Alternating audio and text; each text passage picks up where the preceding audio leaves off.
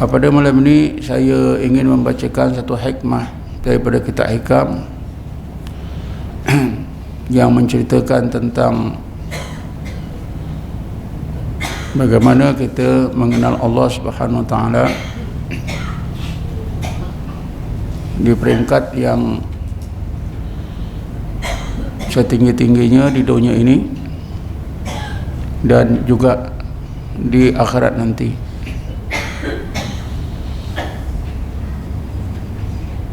Ibnu Athaillah menyebutkan, amaraka fi hadhihi dari bin nadri fi makunatihi wa yaksifu laka fi tilka dari an kamali dhatihi.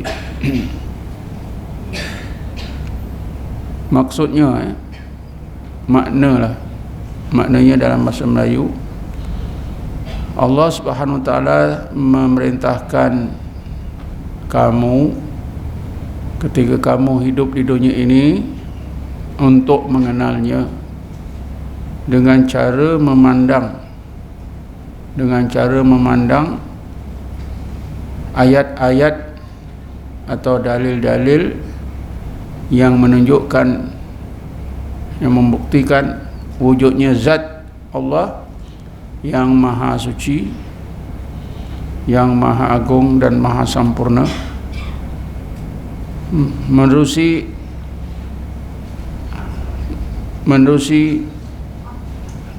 apa yang tersirat di dalam semua kejadiannya. Saya ulangi lagi sekali ya.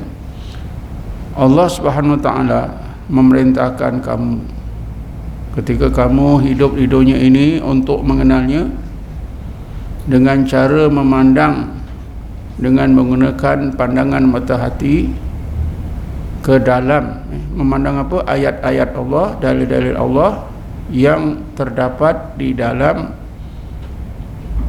semua kejadiannya.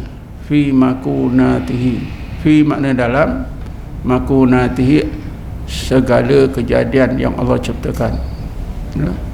Ringkasnya, kita diperintah oleh Allah untuk mengenal Allah satu peringkat yang tertinggi ya, dengan cara memandang dengan pandangan hati ayat-ayat atau dalil-dalil yang menunjukkan wujudnya zat Allah yang maha suci, lagi maha agung, lagi maha berkuasa, yang sempurna, tidak ada kekurangannya, ke dalam yang terdapat di dalam semua kejadian. Kita tahu ya bahawa kita mengenal Allah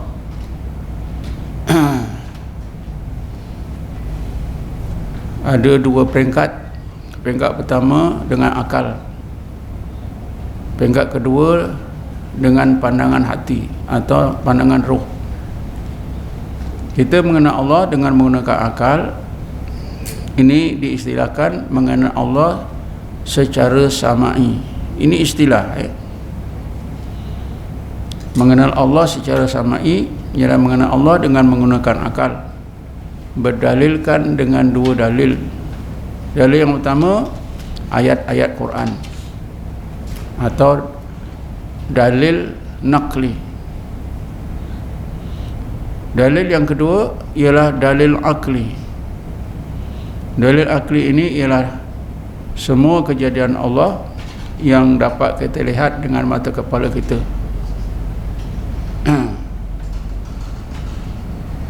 Itu peringkat mengenal Allah, peringkat sama'i. Peringkat yang kedua ialah mengenal Allah secara zauqi. Secara zauq ini dengan rasa. Zauq itu artinya rasa. Misalnya kalau kita makan masin, rasanya masin lah. Kalau masam, masam lah. Cuma zauqi di sini, zauqi zauqi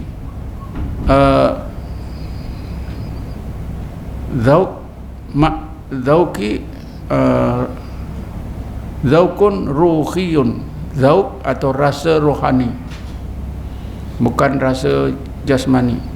Tapi akhirnya juga akan terasa juga pada jasmani kita, mengenal Allah secara zauqi. Yang kita gunakan ialah hati kita. Dalilnya satu saja, iaitu memandang ayat-ayat Allah dengan pandangan hati yang terdapat dalam semua kejadian. Saya pernah terangkan ya, bahawa segala kejadian yang kita nampak ni ada dua lapis. Zahirnya diistilahkan alam mulk, batinnya diistilahkan alam malakut ya. Alam zahirnya itu diistilahkan alam mulki, alamul mulki, atau alam zahir, alam nyata, sama saja. Batinnya diistilahkan dengan alam malakut. Bila kita melihat zahir kejadian, itu dalil akli, ayatun mar'iyah, dalil-dalil yang dilihat oleh mata kepala kita. Batinnya alam malakut itu ayatun masyhudah, dalil-dalil yang disaksikan oleh pandangan hati. Saya fikir kita tentu masih ingat dah ya. Tidak banyak dalil mengenal Allah ni, ada 3. Kalau kita mengenal Allah dengan akal, maka ada 2 dalil. Dalil nakli, iaitu ayat-ayat Quran, termasuklah hadis-hadis Nabi, termasuklah juga hadis kursi. Kedua, dalil akli, iaitu dengan cara melihat zahir kejadian. Misalnya, dalil adanya Allah ialah adanya alam ini. Kemudian mengenal Allah dengan secara zauqi, dengan hati, dalilnya satu, iaitu ayatun masyhudah, dalil-dalil yang disaksikan oleh pandangan hati. Jadi pada malam ini tuan-tuan, Ibnu Athaillah dia menerangkan kepada kita tentang mengenal Allah dengan pandangan hati. Apabila pandangan hati kita itu melihat ayat-ayat Allah yang tersirat dalam semua kejadiannya, atau ayat-ayat Allah yang berada di alam malakut. Misalnya yang pernah ditunjukkan, dikurniakan oleh Allah kepada Nabi Allah Ibrahim. Allah berfirman, Bismillahirrahmanirrahim, wa kadzalika nuri Ibrahima malakutas samawati wal ard waliyakuna minal muqinin.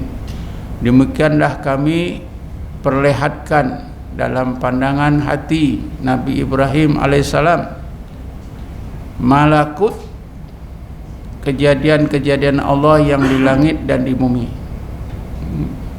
Jadi berarti betul apa yang diterangkan oleh Ibnu Athaillah ini perkara yang betul. Ada dalilnya yang jelas dalam Quran.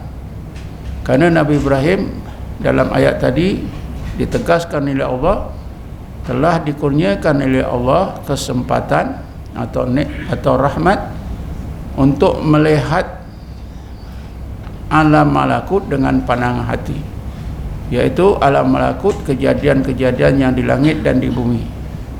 Tujuannya supaya Nabi Ibrahim dapat mengenal Allah secara zauqi. Karena akhir ayat itu Allah sebutkan waliyakuna minal muqinin, supaya dia Ibrahim alaihissalam itu menjadi orang yang muqinin. Orang muqinin ini ialah orang-orang yang hampir kepada Allah Subhanahu wa taala. Jadi kan kita boleh simpulkan ya, mengenal Allah ni ada 3 dalil. Ada 3 dalil. 2 dalil dengan akal, iaitu dalil nakli, ayat-ayat Quran dan hadis-hadis Nabi, termasuklah hadis kursi. Dalil yang kedua ialah dalil akli. Kemudian yang ketiganya ialah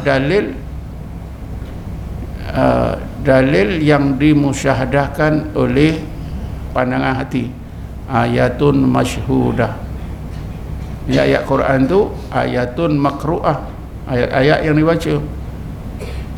Kejadian, zahir kejadian ayatun mar'iyah, ayat-ayat dalil-dalil yang dipandang oleh mata kepala. Alam malakut, ayat-ayat Allah di alam malakut ayatun masyhudah.